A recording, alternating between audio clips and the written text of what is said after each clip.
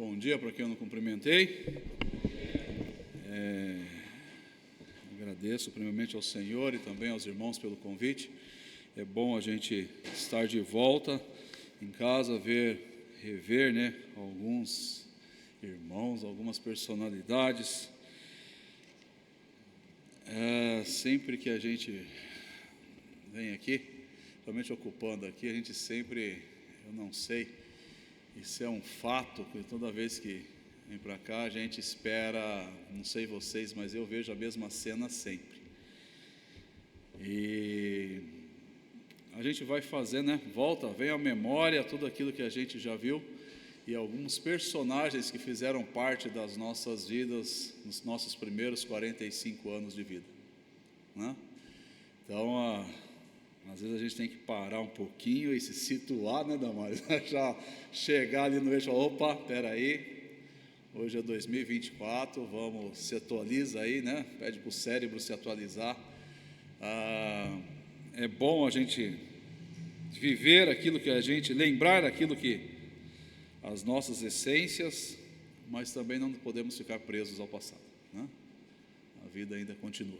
Então, agradeço ao Senhor Deus, primeiramente, e também aos irmãos por essa oportunidade. Bom, vocês estão estudando aí há algum tempo já a carta de Paulo aos Efésios, A carta de Paulo aos Efésios é uma carta, alguns diriam, o evangelho de relacionamentos. É isso que vocês têm visto aí, Deixa eu só fazer um parênteses aqui. Abrindo um parênteses aqui, bom, para quem não sabe, nós não deixamos de congregar, irmãos? Nós estamos congregando, eu e a família toda estamos reunidos, em nenhum momento deixamos de congregar. Estamos congregando na Igreja Batista do Jardim Consórcio, ali perto do Carrefour, É uma igreja, acho que menor que aqui até, são poucas pessoas também, e estamos ajudando os irmãos ali também, Tanto é que à tarde eu estou falando na EBD lá também, só que em Filipenses, Então, nós não deixamos em momento algum de congregar, continuamos servindo ao Senhor, estamos em comunhão, a família toda em comunhão, bom? Mas, voltando aqui, como nós dissemos, o evangelho, a carta de Paulo aos Efésios é um evangelho ou uma carta de relacionamentos. Então, a carta de Paulo, que Paulo escreveu lá no cárcere aos Efésios, não trata de algum problema em particular, seja doutrinário, seja social. Ele celebra a alegria da comunhão, dos relacionamentos e a unidade em Cristo. Também é uma grande expressão de ação de graças e louvor pelo que Deus fez por meio de Cristo na criação da sua igreja. Para nós começarmos, o texto que foi me proposto não é falar sobre a carta como um todo, nem tampouco com o capítulo 4 na íntegra, Foi me pedido para falarmos sobre os dons, e Paulo vai falar sobre isso do versículo 7 até o versículo 16. Esse é o nosso texto, mas nós não podemos entrar nesse texto sem dar uma pincelada no que foi já falado, do que vocês já estudaram, no que vocês já viram, alguns, se não todos, alguns já viram, na carta de Paulo aos Efésios. Então, no capítulo 1 ele vai fazer numa geral por que ele escreve essa carta. No capítulo 2 nós temos uma igreja sem paredes, que ele vai falar que depois que ele mostrou a primeira parte de Efésios, que a graça de Deus trouxe o dom gratuito da salvação, capítulo 2, versículo 8, aos indivíduos. O apóstolo, a partir do versículo 11 do capítulo 2, ele muda seu enfoque para o que Deus fez para levar reconciliação a comunidades até então divididas. Por isso que é uma carta de relacionamentos. E chega no capítulo 3, que ele vai pegar um gancho para entrar no capítulo 4, nós temos ali então a unidade na diversidade. O capítulo 3 vai falar exatamente disso, Porque, sob a inspiração do Espírito Santo, Paulo escreveu sobre a unidade inigualável que Cristo estabeleceu na igreja. Esse é o capítulo 3. Quando ele entra no capítulo 4, ele vai estar falando o quê? Se no capítulo 3 nós temos a comunhão universal, ou seja, ele pega tanto romanos quanto gregos, os gentios e judeus. Agora chega no capítulo 4, ele vai falar sobre a unidade na diversidade. O que é a unidade na diversidade? é exatamente o fato de que o capítulo 4, versículos 4 a 6, quando ele vai discorrer sobre um só Deus, ou sobre um só batismo, um só Espírito, ele vai falar que nós somos chamados também em uma só esperança, né? Mas ele vai dizer que nós temos várias diversidades. Se nós pensarmos na igreja como um todo, você vai encontrar algumas diversidades, assim, algumas divergências no modo de pensar, no modo de agir, no modo de falar, né? Até mesmo o bacana é que nós temos na igreja de Deus uma diversidade muito grande. Por exemplo, um é um profissional de uma coisa, outro é um profissional do outro, um estudou não sei até quanto lá, mestrado, doutorado, o outro já não passou da 4ª série, outros, alguns, né, como nós tínhamos aqui, o irmão Jovelino falava isso, né, que nem frequentou a escola. Mas o que é que nós vemos? Que todos engajados com um só objetivo. E esse é o bacana, o legal, se pode dizer assim, da questão da igreja. Por quê? Porque chegamos ao ponto central da epístola. Os primeiros 3 capítulos estabelecem a teologia da unidade cristã, unidade que anula todos os fatores divisores da humanidade. Os últimos 3 capítulos destacam as implicações práticas dessa unidade na vida do cristão.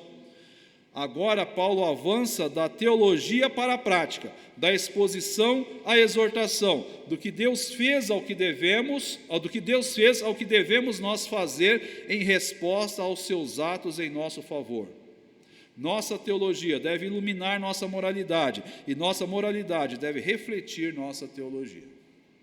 Ou seja, naquilo que você acredita, você vai agora colocar em prática. É isso que Paulo vai começar no capítulo 4, né? O capítulo 4, em versículos 1 até o versículo 6, ou até o versículo 3, você vai encontrar pelo menos o que a gente chama de 5 graças fundamentais para o caráter cristão. Se você está lendo ali, você vai descobrir que Paulo fala sobre a humildade. Essa é a primeira. Romanos e gregos consideravam a humildade um sinal de fraqueza. Para o cristão, no entanto, ela é a fonte de força, é o oposto de orgulho. O que é que a palavra do Senhor nos orienta? Humilhai-vos debaixo da potente mão do Senhor, e Ele a seu tempo vos exaltará. A segunda, nós encontramos a gentileza ou a mansidão. É essencial para a unidade da igreja. Sendo o oposto da autoafirmação, a mansidão não reage diante das ofensas. Porque, afinal de contas, o Senhor Jesus Cristo fala no Sermão do Monte, Mateus capítulo 5, que os mansos herdarão a terra. Depois nós temos a paciência. A paciência é a característica do próprio Deus. Paciência significa resistência diante da aflição, recusa de vinganças às injustiças, e não abrir mão de reparar relacionamentos interrompidos. Paciência. A palavra do Senhor fala que as misericórdias do Senhor são a causa de não sermos consumidos. A Bíblia também fala que Ele é um Deus paciente. Irmãos, quantas vezes nós erramos ou deixamos passar por falta de paciência? Estávamos conversando sobre isso agora, né, Laci? Temos uma característica muito forte, principalmente em alguns membros da família, ou num determinado ponto da nossa família, que é falta de paciência. Estávamos conversando sobre a Catarina. A Catarina, paciência para ela é nível 0. Quando ela quer alguma coisa, espera, aí pronto. Aí você pode imaginar todo o tipo de comportamento possível, menos o de esperar. E muitas das vezes nós agimos da mesma forma, né? Depois, uma que a gente confunde muitas das vezes com paciência, mas é o suportar uns aos outros. Suportar uns aos outros, Paulo fala isso no versículo 2, suportando uns aos outros com amor. Suportar uns aos outros significa mais do que tolerância mútua. Envolve o entendimento da outra pessoa e disposição para se perdoarem e aceitar-se mutuamente. O conceito de suporte é algo muito interessante.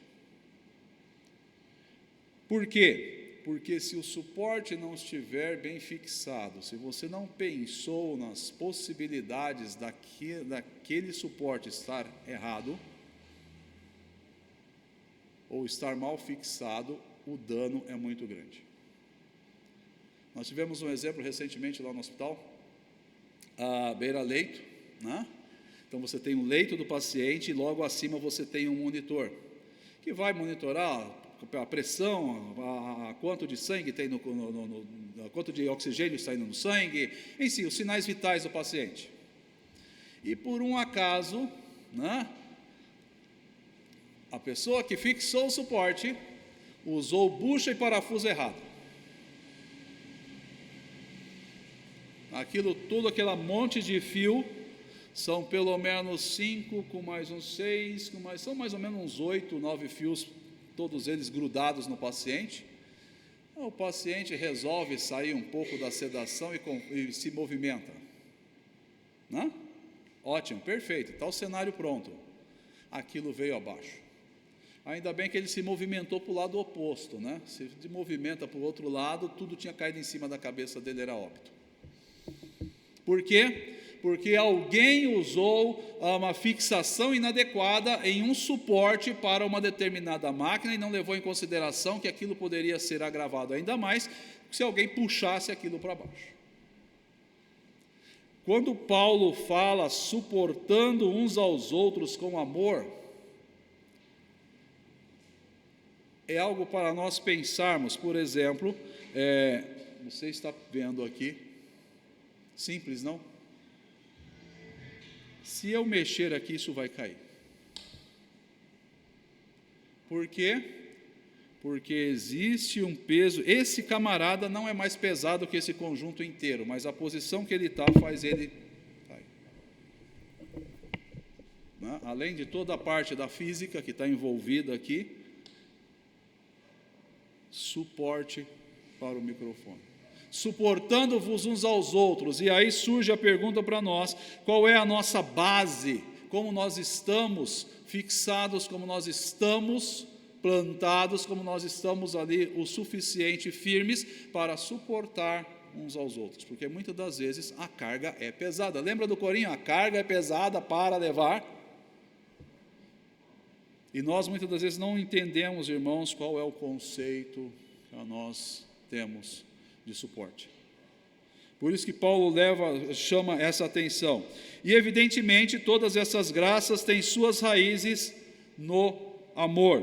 E é a prática do amor que preserva as relações e promove paz e unidade na comunidade cristã e além.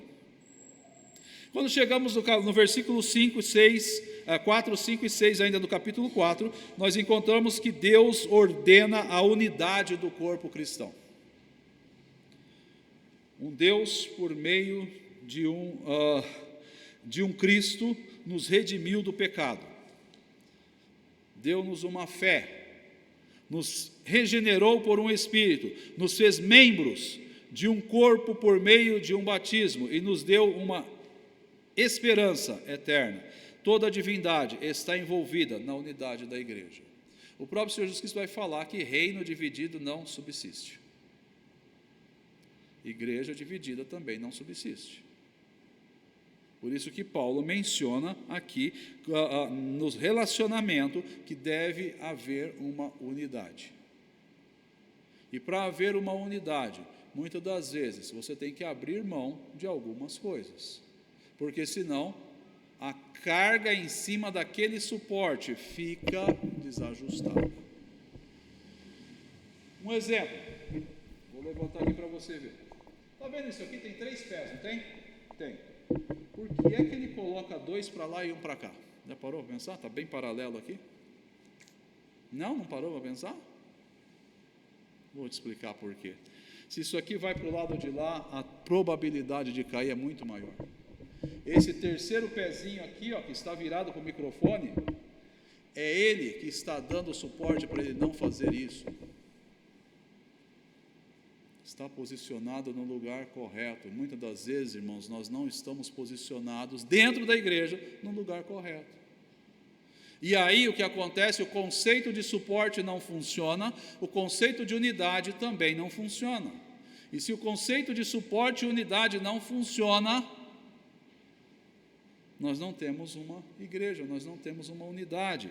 E o que está fazendo, como Paulo fala, ele menciona aqui a questão do amor, suportando uns aos outros com amor, para evidenciar a nossa demonstração. Esse pezinho aqui que está virado para o microfone está fazendo o papel do amor. Porque se eu tirar o amor, virar isso para lá, ele vai cair. E nós muitas das vezes esquecemos dessa situação, esquecemos disso na nossa vida como igreja. Agora entramos no capítulo 4 ainda, quando chega, aliás, no capítulo 4, o plano de Deus é revelado com tanta clareza e simplicidade que todos os seus filhos podem se apropriar da verdade. Aqui é exposto claramente o meio que ele designou para manter a unidade em sua igreja, isto é, que seus membros revelem ao mundo uma experiência religiosa saudável. Eu sei que o conceito igreja nas últimas semanas tem sido bastante abalado, né? Se você acompanha aí as redes sociais alguma coisa, por causa dessa situação da música em si, né? O famoso evangelho de fariseus, né? Vocês estão acompanhando? Alguns acompanham. E se você observar, irmãos, é um retrato do que tem acontecido. Por quê? Porque deixaram o conceito de unidade de igreja, cada um está seguindo para um lado, está seguindo para o outro. Não vamos entrar nos detalhes, mas o que tem acontecido nos nossos últimos dias? É exatamente o fato de que cada um está indo para um lado. Não existe o conceito de unidade, o conceito de igreja. Por que nós servimos ao Senhor? Por que eu estou servindo ao Senhor? Qual é o meu papel aqui na igreja? E Paulo, eu diria que preocupado com isso, chega agora então, agora entramos então no capítulo 4, versículo 7 a versículo 16, que é o tema proposto, o que precisamos saber sobre os dons. Capítulo 4, versículo 7 a 16. No capítulo 4, versículo 7 a 16, você descobriu que existe uma diversidade. Aí você fala, mas poxa, não tinha que ter uma unidade até agora? Sim, mas diversidade é diferente de divergências. Diversidade é aquilo que nós falamos no começo, né? Cada um com a sua capacidade. Diversidade não significa divisão, significa que existem diferentes dons e esses dons devem ser usados para a unidade da igreja. Afinal, o mesmo Espírito que distribui os dons nos permite trabalhar juntos para o fortalecimento e a edificação da igreja de Deus. Como que diz o texto? Vamos ler o texto então, capítulo 4 de Efésios, versículo 7 até o versículo 16. Eu vou dar apenas uma pincelada dos versículos 7 até o versículo 10, não vamos entrar nesse tema aqui, porque existe uma divergência muito grande no meio teológico, tá? Mas vamos usar uma parte que assim, principalmente o movimento dos irmãos concorda, tá bom? Aí a gente entraria numa discussão que não teria muita razão de existir e também não traria muita edificação. Mas vamos ler o texto então. E a cada um de nós, capítulo 4, versículo 7, e a cada um de nós foi concedido a graça conforme a medida repartida por Cristo. Por isso é que foi dito, quando ele subiu em triunfo às alturas, levou cativos muitos prisioneiros e deu dons aos homens. Que significa ele subiu, senão que também havia descido às profundezas da terra? Aquele que desceu é o mesmo que subiu acima de todos os céus, a fim de encher todas as coisas. E ele designou alguns para apóstolos, outros para profetas, outros para evangelistas e outros para pastores e mestres, com o fim de preparar os santos para a obra do ministério, para que o corpo de Cristo seja edificado, até que todos alcancemos a unidade da fé e do conhecimento do Filho de Deus, e cheguemos à maturidade, atingindo a medida da plenitude de Cristo. O propósito é que não sejamos mais como crianças, levados de um lado para outro pelas ondas, nem jogados para cá e para lá por todo o vento de doutrina e pela astúcia e esperteza de homens que induzem ao erro. Antes, seguindo a verdade em amor, cresçamos em tudo naquele que é a cabeça, Cristo. Dele, todo o corpo, ajustado e unido pelo auxílio de todas as juntas, cresce e edifica-se a si mesmo em amor, na medida em que cada parte realiza a sua função. Irmãos, o que é que nós encontramos aqui? Que em Cristo todos partilhamos da graça e, unidos pelo amor mútuo, promovemos a edificação e crescimento da igreja. Qual é o objetivo deste texto? Qual é o objetivo desta ideia do capítulo 4, versículos 7 e 16? Alguém abre para nós aí Romanos 8 e 29.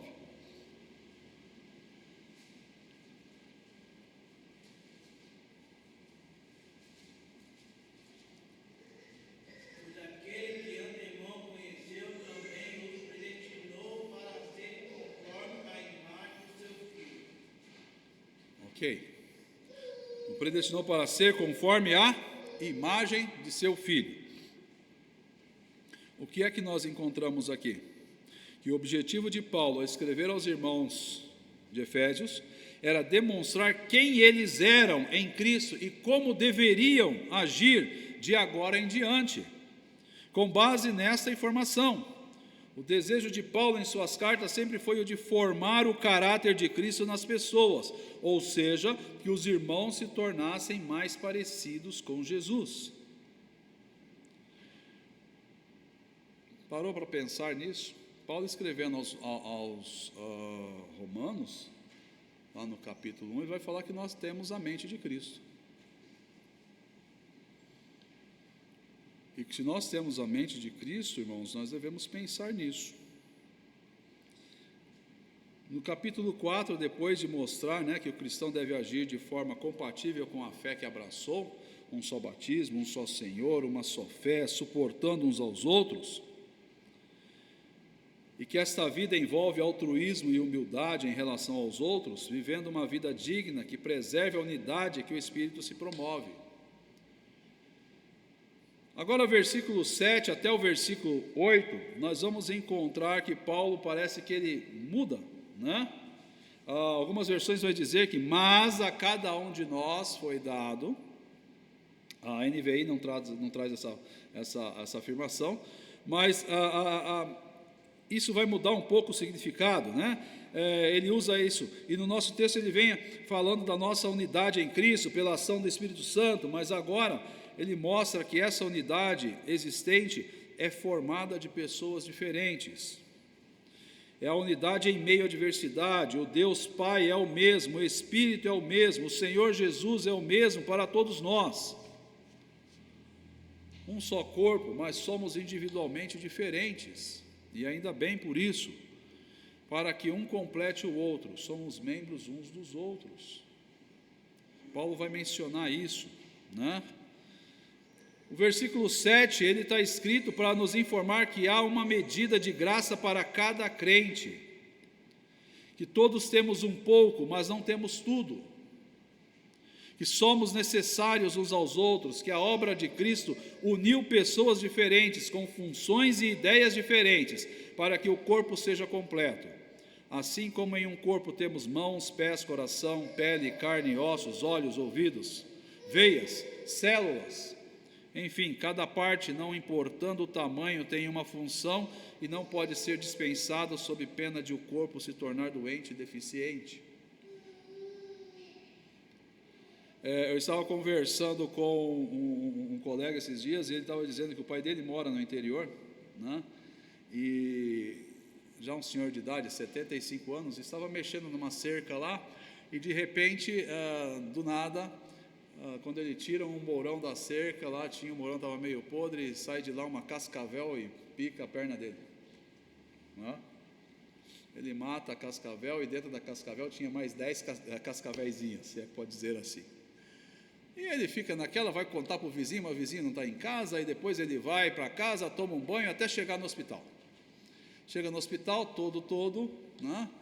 Vira para a médica e fala, olha, eu fui picado por uma cascavel. A médica olhou para a cara dele assim, tá bom, conta outra.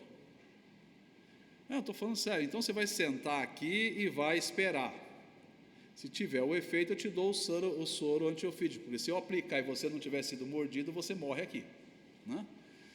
Ele ficou lá uma meia hora, daí passado meia hora começou os sintomas, né? Do nada ele começa a vomitar, começa a ficar mal, não sei o que, ficou, enfim, deram o soro, realmente você foi mordido, né? Ficou 2 dias lá no hospital internado, depois foi para casa. Depois que ele foi para casa, a região onde ele sofreu a picada começa a ficar bem marcada, preta, aquela coisa toda.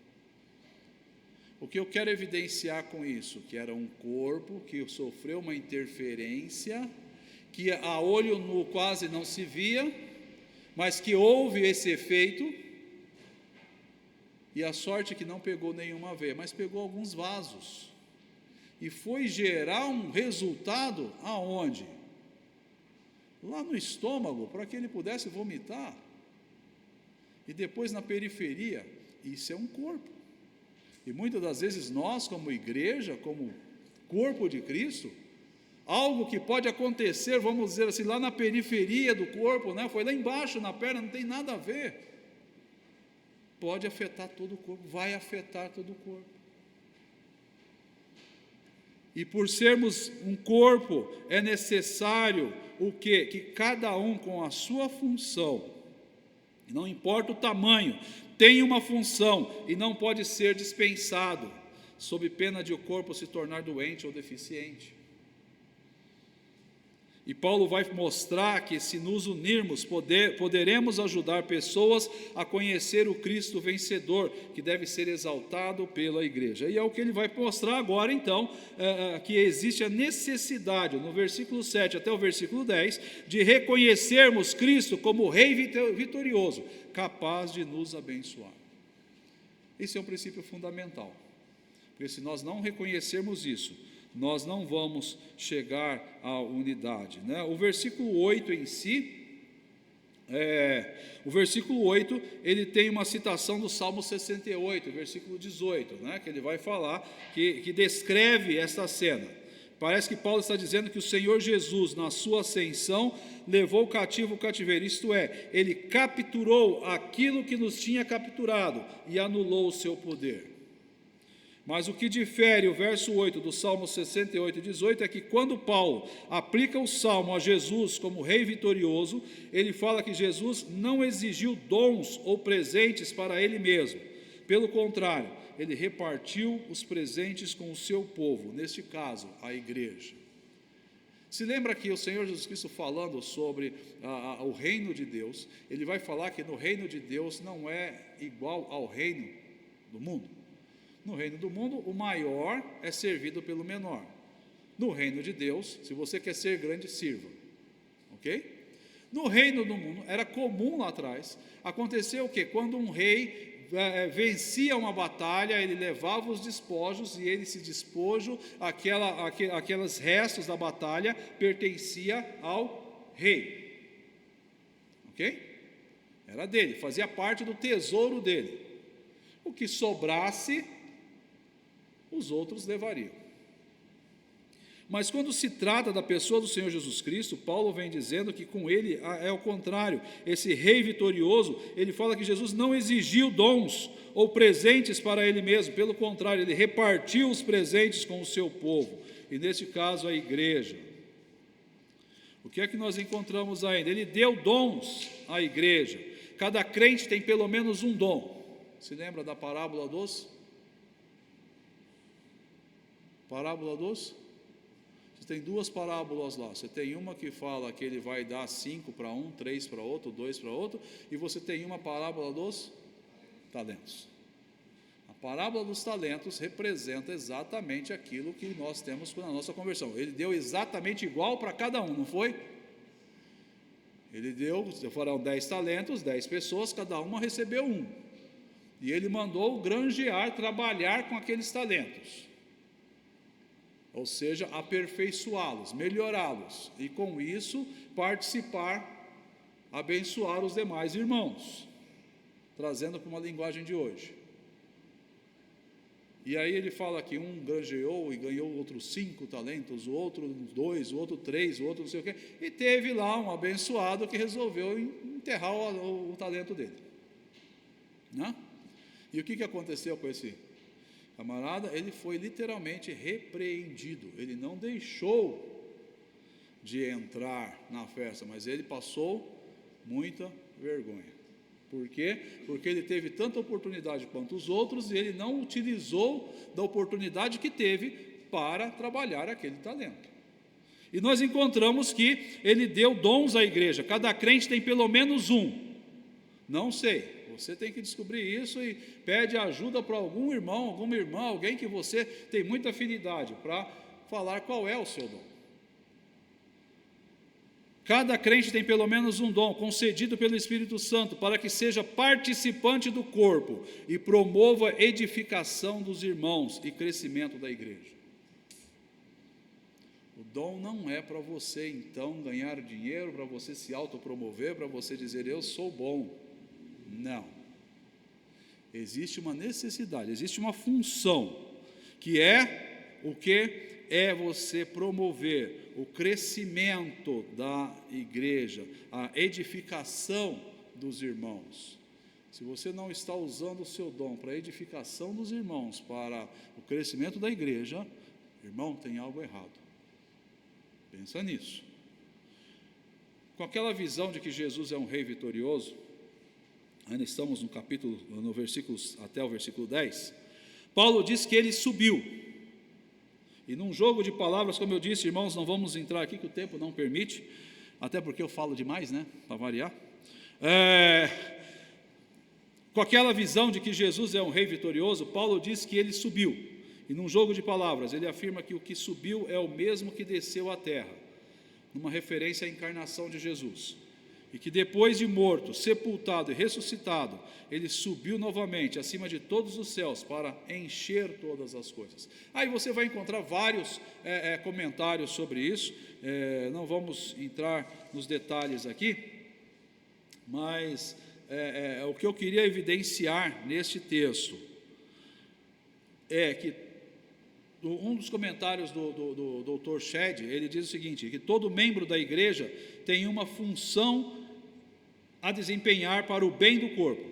Toda a responsabilidade e poder são recebidos de Cristo, que concedeu os dons à igreja para o seu aperfeiçoamento, que resulta não só em crescimento, em número, como também em varonilidade, isto é, firmeza na doutrina verdadeira. Ele vai falar isso nos versículos 14 e 15 também, Paulo vai mencionar sobre isso. Tá? Cristo é o Rei vitorioso, que vive eternamente no céu, promovendo nossa condição de servos abençoados e também vitoriosos com Ele. Ele não nos cobrou os dons, os presentes, mas pelo contrário, nos abençoou com toda a sorte de bênçãos nas regiões celestes e nos ofereceu os dons para que nossa participação no seu corpo se efetivasse. Aí nós vamos entrar agora então, que dons são esses? Como participaremos da construção espiritual ou da edificação e crescimento da igreja? Eu quero abrir um parênteses aqui, né? Até porque a gente fala demais, Constante. Opiniões, até aqui. Complemento, principalmente o versículo 7 a 10. Gente, um de cada vez, meu cérebro não tem capacidade de absorver mais que 5 pessoas ao mesmo tempo, por favor.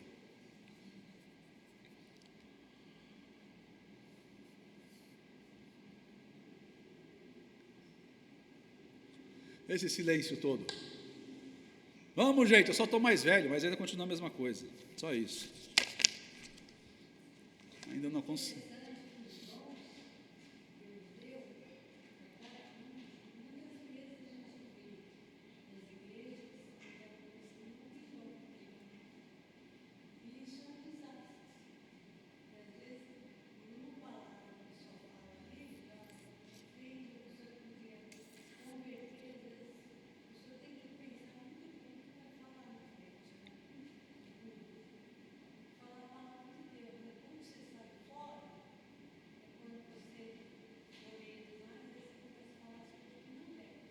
Sim. Nós devemos entender que dom é algo que você faz com facilidade, é verdade, que você tem facilidade para fazer na obra do Senhor e que vai promover a edificação. Algumas coisas que nós fazemos não são dons. Quer um exemplo? Os músicos que me perdoem, mas você tocar e tocar bem, por sinal, como os irmãos tocam, não é um dom. Por quê? Você pode ser um bom músico se não praticar, vocês que tocam violão, que tocam coisa, vai desenvolver o dedilhado ali, a facilidade dos dedos e coisa parecida. Tanto é que você vai encontrar várias metodologias para você fazer o quê? Destravar os dedos, não é isso?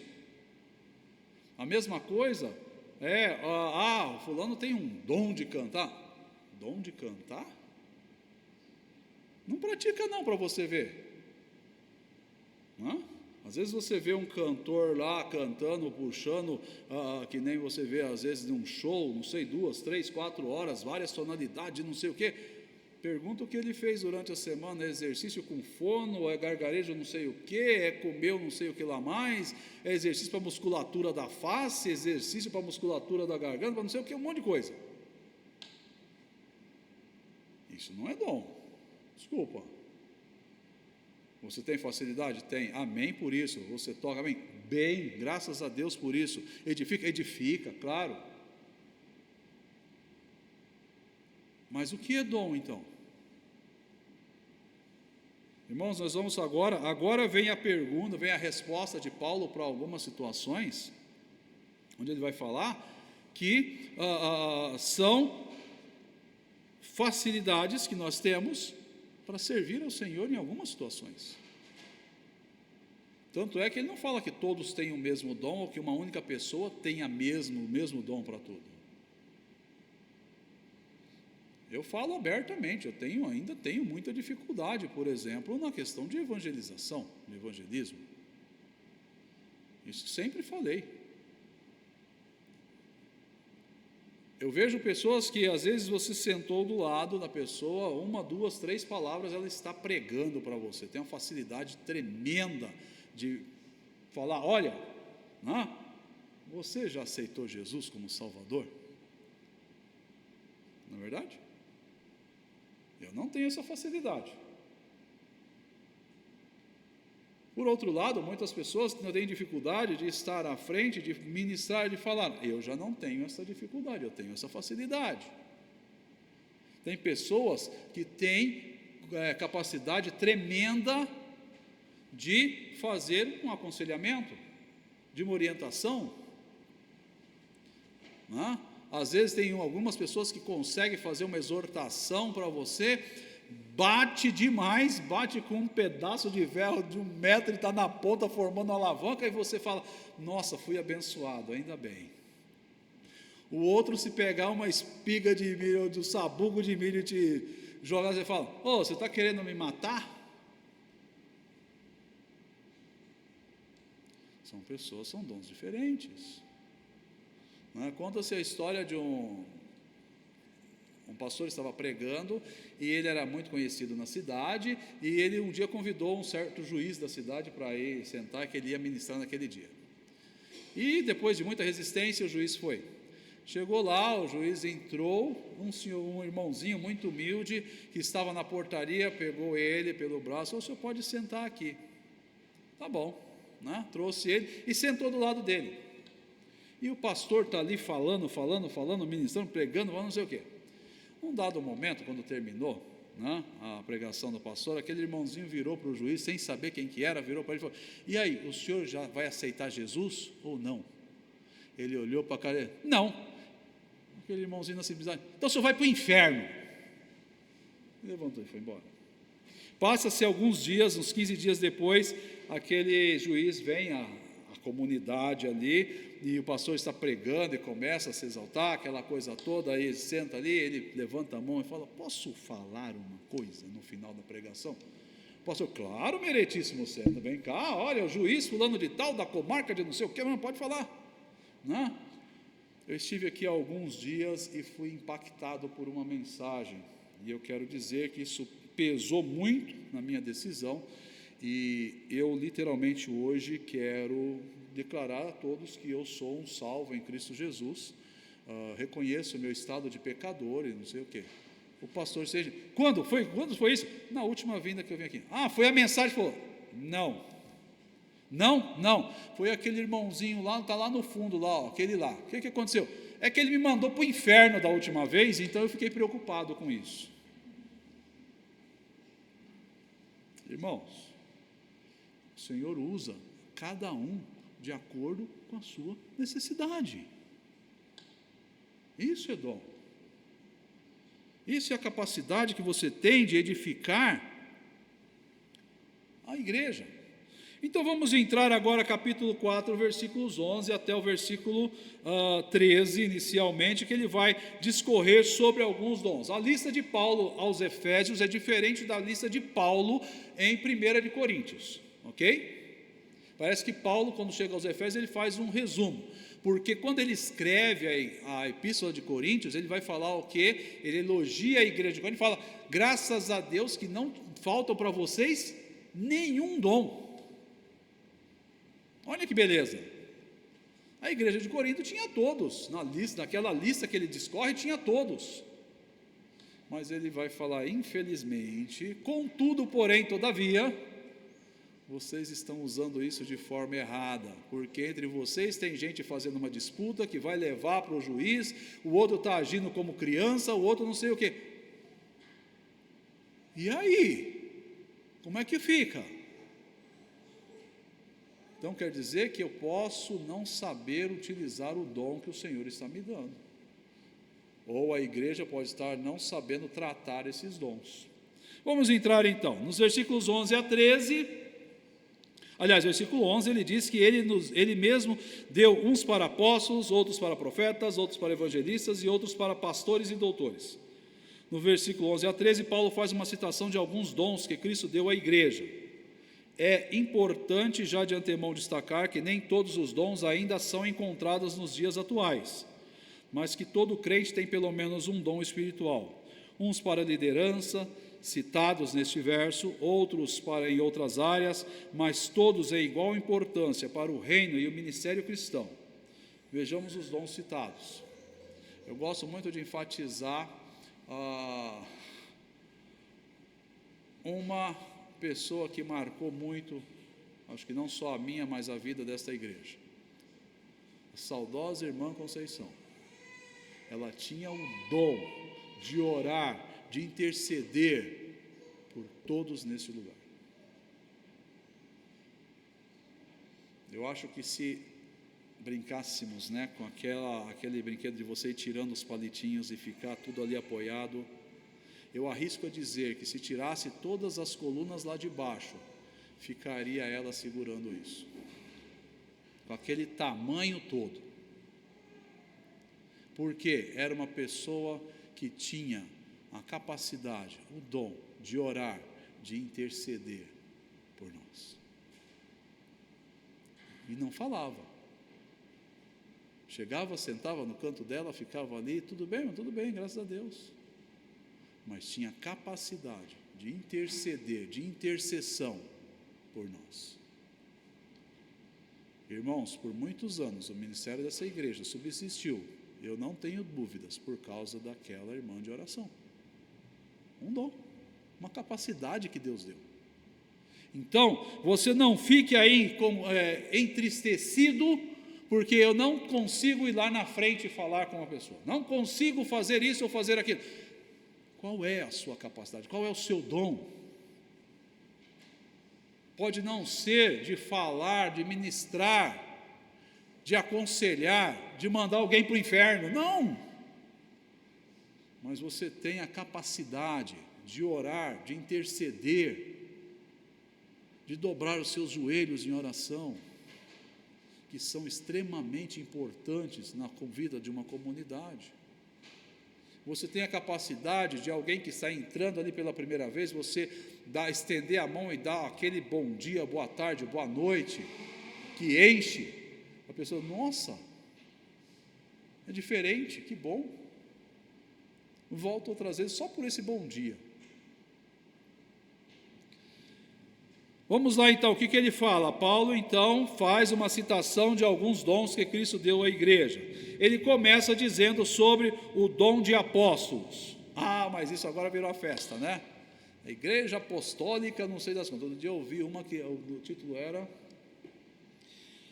Igreja Apostólica Batista do Rio Abaixo. Perfeito, show de bola. Beleza, daqui a pouco cria rival do rio acima, né? Porque metade para baixo, metade para cima, assim vai.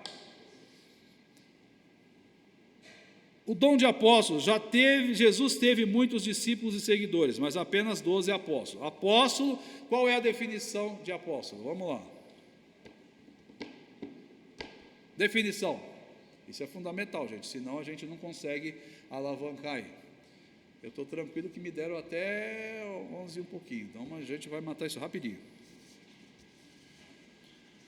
Qual é o dom de apóstolo? Tá, mas qual é o significado de apóstolo?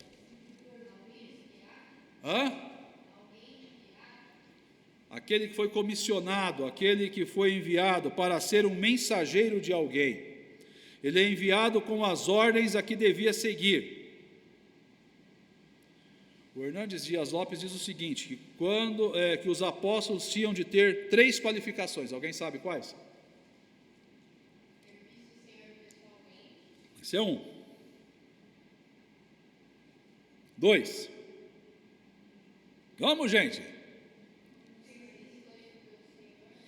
Testemunha ocular ou testemunha titular da sua ressurreição. 3. Ter o ministério autenticado com milagres especiais. Nesse sentido, desculpa aí as igrejas que usam o título de apóstolo, mas nós não temos mais apóstolos hoje. Expressamos nossa convicção de que hoje uma igreja apostólica é aquela que segue a doutrina dos apóstolos, e não aqueles que dão a seus líderes o título de apóstolo. Porque a ideia de apóstolo hoje virou o quê? Virou uma hierarquia. Não é isso? O apóstolo fulano de tal, depois vem o bispo, depois vem o pastor, depois vem o diácono, depois vem não sei o quê. Em alguns usa primeiro entre o diácono e antes do pastor usa o presbítero, né? Mas primeiro vem o apóstolo. E assim ele é endeusado. Em que momento encontramos isso? Hoje, não mais. Paulo vai falar categoricamente, e por último, a mim. Não tem mais aquela questão que nem nós vimos hoje. Então, menos 1 na lista, ok? Ninguém vai se intitular aí como apóstolo, tá bom? Depois ele fala sobre o dom de profeta. O que são os profetas? Qual é o dom de profecia? E aí? Anunciar. Não entendi. Tem relação direta de Deus. Porque se nós considerarmos o profeta, e aí eu pergunto, ok, qual a diferença entre o profeta e o sacerdote? Porque quando você lê lá em Apocalipse, o que é que vai falar? Que o Senhor Deus nos fez o quê? Reis e sacerdotes. Não fala que fez reis, sacerdotes e profetas. E aí? Está certo lá o que a Lívia falou? É exatamente o que ela falou. Profeta é aquele que recebia uma ordem direta do próprio Deus para transmitir ao povo, à nação, a uma pessoa, mas era uma ordem direta. Era alguém que tinha uma ligação direta, uma conexão direta, linha direta com o próprio Deus. Deus falava para ele de diversas maneiras e mandava ele transmitir o recado. E o sacerdote?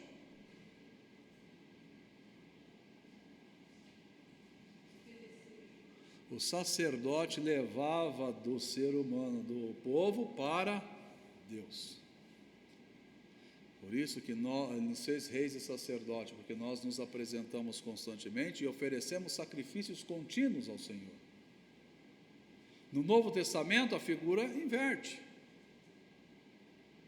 E o de profetas? Os profetas são aqueles que, movidos pelo Espírito Santo, defendem a causa de Deus e estimulam a salvação dos homens.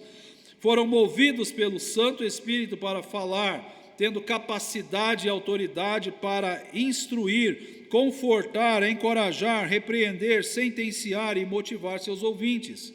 Hoje em dia não temos mais mensagens de revelação de Deus, pois as Escrituras nos dizem tudo o que precisamos saber, até mesmo após nossa morte, e o que vem nos tempos do fim, o Apocalipse.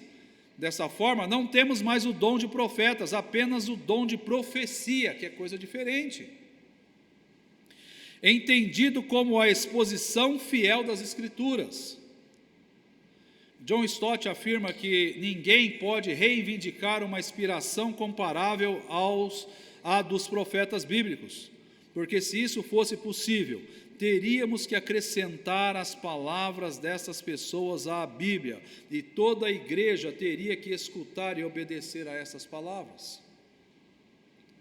Existe hoje a profecia, agora o dom dos profetas, não.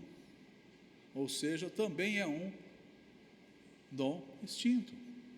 Aí você vê alguns, eu sou intitulado por Deus, recebi uma revelação de Deus, que eu vou ser o profeta, ou como eu vi outro dia a expressão, o profeta do caos. Show. Que edificação vai trazer? Lembra-se, os dons foram dados para uma edificação. Mas e agora? O que nós temos aqui? Ainda ele vai falar que temos o dom de evangelista. O que é um evangelista? Fala aí, Léo.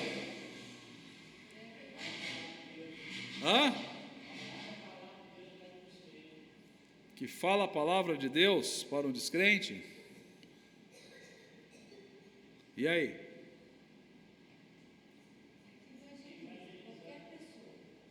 Um evangelista. O dom de evangelista. Evangelistas eram equivalentes aos missionários do nosso tempo. Todo crente deve ganhar pessoas para Jesus, mas há aqueles a quem Deus deu um dom específico para essa função. Lembra do irmãozinho que mandou o juiz para o inferno? O pastor não foi o evangelista, quem foi o evangelista foi o irmãozinho que mandou para o inferno. Ótimo, Claudio, então você mandar todo mundo para o inferno agora. Cuidado, não é assim. Não é assim, porque você vai entrar numa outra derivação aqui que vai dizer, cuidado com o que você fala. Não? Agora, tem todos o dom de evangelista? Não. Devemos ser evangelistas? Sim. Paulo vai dizer, procurai lá em 1 Coríntios, procurai com zelo os melhores dons. Porque eu posso querer ser um evangelista, mas eu não tenho dom para isso. Paulo vai falar para Timóteo, faze a obra de um evangelista. Faz. Aí ele vai falar, fala a tempo e fora de tempo. Fala na oportunidade que você tiver. O Senhor Jesus Cristo falou, vá, eide a todo mundo, pregai o evangelho a toda criatura. Não é isso? Agora, algumas pessoas têm maior facilidade em fazer isso. E se eu não tenho essa facilidade em fazer isso, não estou dizendo que o Senhor não vai te capacitar num determinado momento para você fazer isso, ok? Porque todo o poder emana do Senhor. Afinal de contas, quando não tinha ninguém para falar para Balaão, ele usou o quê? Usou uma mula, uma jumenta para falar para ele. Você acha que ele não vai usar a gente? Eu acho que a gente é um pouquinho mais esperto que uma jumenta, né? Afinal de contas, quando ele criou a jumenta, ele falou, haja jumenta e tudo bem, apareceu lá. Agora, o ser humano, você e eu, ele falou, façamos o homem à nossa imagem e semelhança. Vamos gastar tempo fabricando essa criatura. Vamos gastar tempo fazendo esse abençoado que ele vai usar, vai ser instruído para a propagação do meu reino, para a edificação da minha igreja.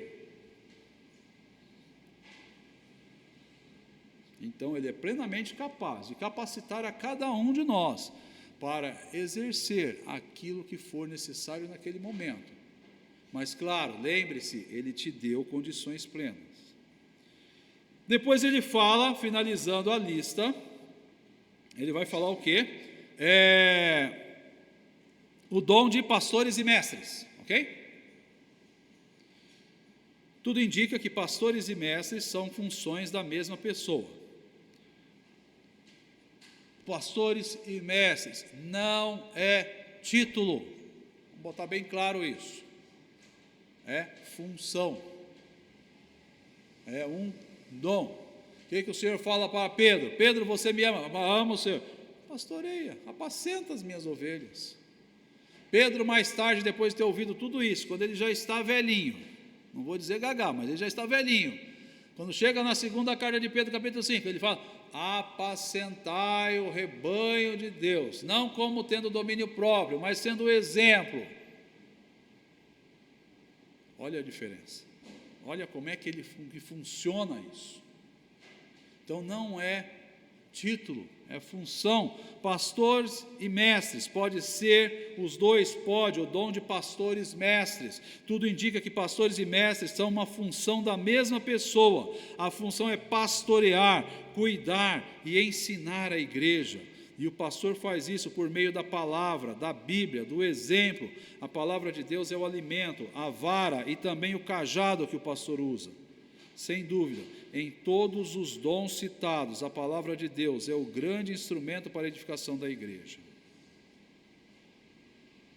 É aquele que gasta tempo, é aquele que vai se preparar, é aquele que tem amor à obra, é aquele que se preocupa com as ovelhas, é aquele que não vê problema nenhum em ser chamado meia-noite, 1h, 2h, 10h.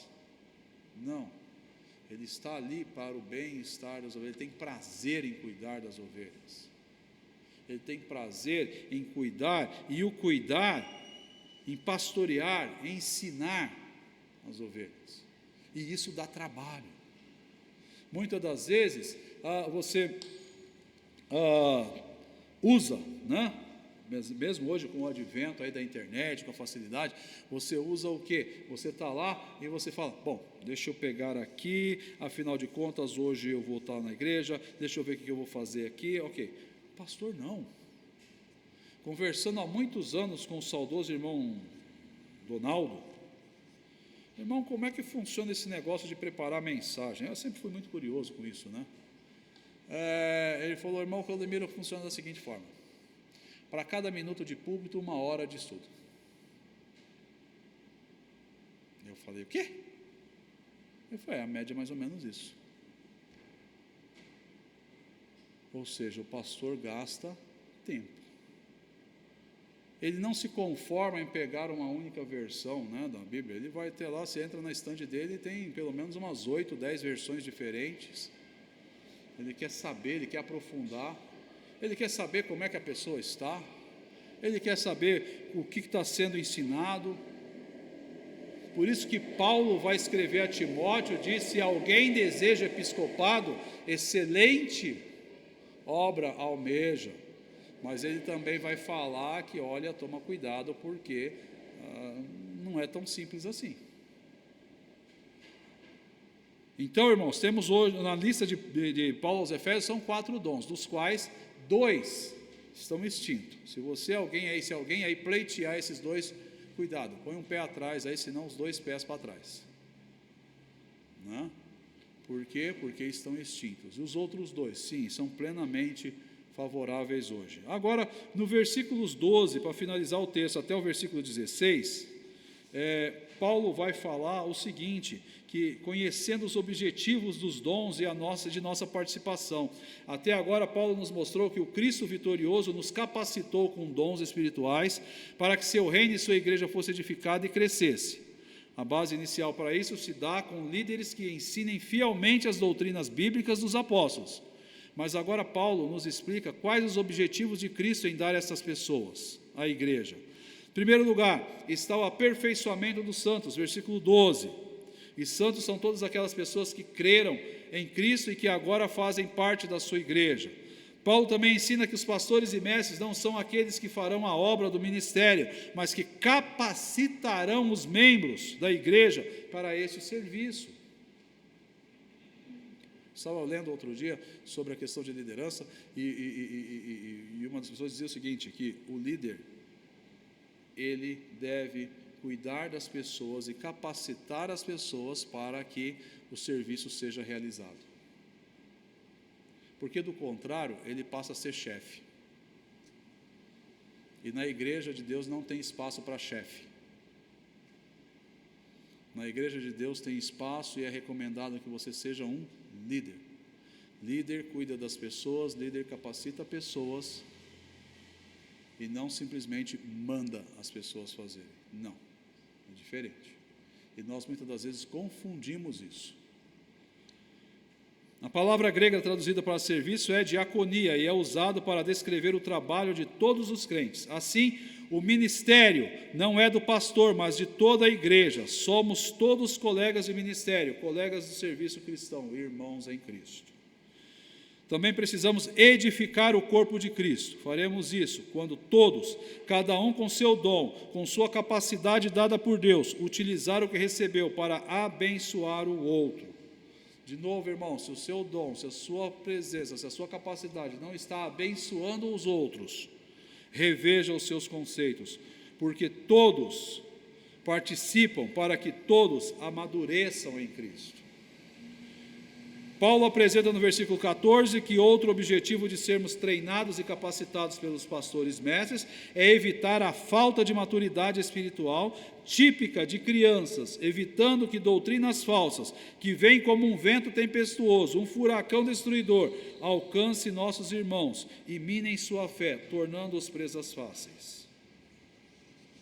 E aí você pode pensar que como tem irmãos que gostam de experiências e novidades e não se firmam nas Escrituras. Por último, versículos 15 a 16, nós somos convidados por Paulo a seguir a verdade em amor, a crescermos em Cristo, pois Ele é a cabeça da igreja, e a trabalharmos, cada um na sua função com dedicação, todos cooperando para o crescimento da igreja, todos agindo para edificar o outro, todos permitindo ser bênção para o outro, não reclamando ou criticando, mas colocando-se à disposição para o trabalho. É o famoso eis-me aqui, envia-me a mim. Irmãos, eu queria finalizar colocando para a gente 4 aplicações. O tempo já foi. Primeiro, em Cristo, todos partilhamos da graça e, unidos pelo amor mútuo, promovemos a edificação e crescimento da igreja. Segundo, o Cristo vitorioso tem dado dons espirituais a cada crente, visando o crescimento e edificação da igreja. E aí eu pergunto, qual é o seu dom? Descubra e use-o para abençoar outras vidas. Terceiro, lembre-se do seu compromisso de fazer sua igreja crescer de forma saudável. Trabalhe, seja voluntário, faça a obra do ministério. É sua função, é minha função, é nossa função fazer.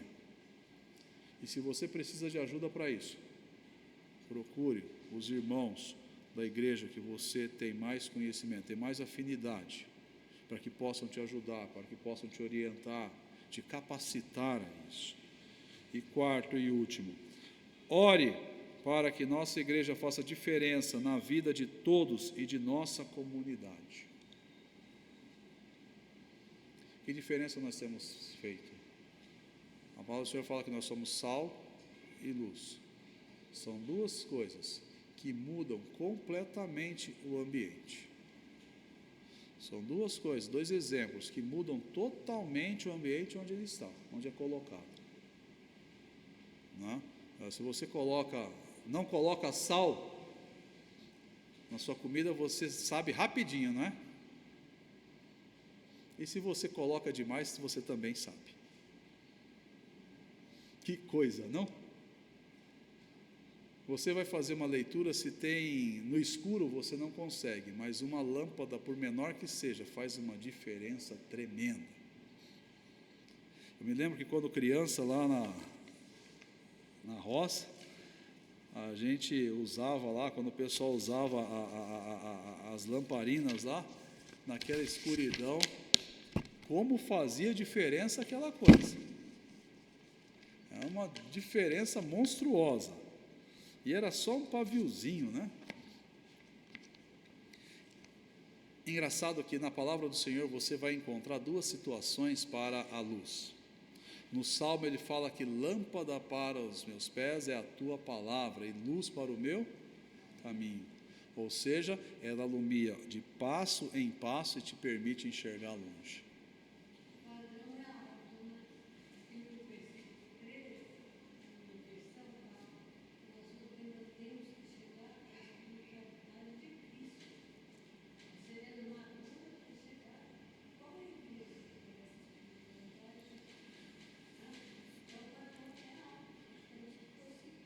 Prosseguir, porque a ideia de Paulo é prossigo para o alvo. Quando vocês ver Hebreus capítulo 12, vai dizer que o Senhor Jesus Cristo suportou tudo porque Ele tinha um propósito, um alvo. E qual é o nosso alvo? Qual é a nossa meta? Pensemos nisso, irmãos. Curva sua cabeça, vamos orar. Grandioso Deus, eterno e amoroso Pai, obrigado, Senhor, por essa oportunidade nessa manhã. Obrigado, Deus, pela Tua palavra, falando aos nossos corações, nos orientando a como servir melhor ao Senhor. Sabemos que o padrão é bastante alto, é verdade, mas sabemos que em Ti nós não somos apenas vencedores, a Tua palavra diz que nós somos mais que vencedores. Então nós Te agradecemos porque o Senhor coloca essa convicção em nossos corações, o Senhor nos capacita, o Senhor nos orienta, mesmo sendo nós ainda pecadores, mesmo sendo nós tão pequenos, o Senhor olhou para nós, e o Senhor dividiu os despojos da sua vitória, ali na cruz do Calvário e na sua ascensão. O Senhor não reteve para si próprio, mas o Senhor repartiu entre nós, entre aqueles que viriam a ser seus servos, entre a sua igreja, ao ponto de sermos capacitados, ou de nos capacitarmos para servirmos uns aos outros, e assim sermos bênção onde nós estivermos. Nós Te louvamos, nós Te agradecemos, ó Deus, contamos com a Tua bondade e a Tua misericórdia, para que sejamos cada dia melhores, mais parecidos com o Senhor. Nós rogamos essas bênçãos e Te agradecemos, em nome de Jesus. Amém. Mais uma vez, irmãos, obrigado.